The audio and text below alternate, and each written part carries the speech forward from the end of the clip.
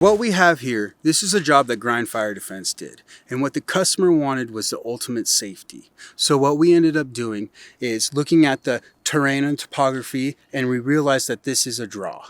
And this is an actual previous fire scar. If you can see through there, there's not a lot of big timber, but there's a lot of dead and down. And a fire had actually come all the way up here, and it had gone all the way up to this customer's deck, and he actually was scared. So what we ended up doing was going and saying, okay, we're gonna come and we're gonna go from your deck down, and we're gonna push down until we feel confident that if a fire was to come, that there would be no impact on your house as long as your zone 0 was taken care of.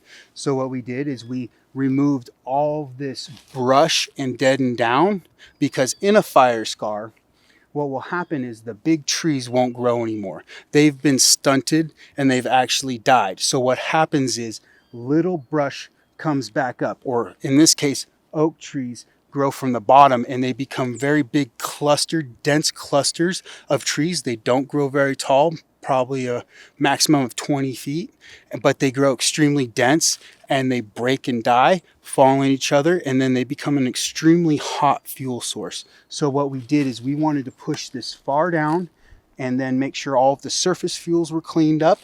So we took the bulk out, surface fuels, and then we actually went and we seeded for erosion control. So that way he doesn't have to worry about losing his hillside. So in the springtime, this grows up nice and green. The roots are planted, holds the topsoil.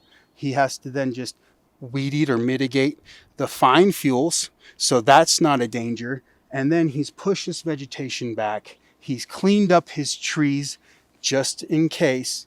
And now he has a very safe place to be. What we are going to talk about now is a fire scar.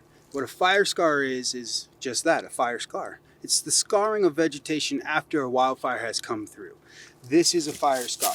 What we have is burnt, dead material intertwined with new growth. Believe it or not, this branch here is the same species as this. This, however, is poison oak. So what we get is a fire comes through, it re-enriches the soil, and then new growth is promoted to grow. But what's happened is the original tree has been damaged. What you have here is dead and down and dead standing.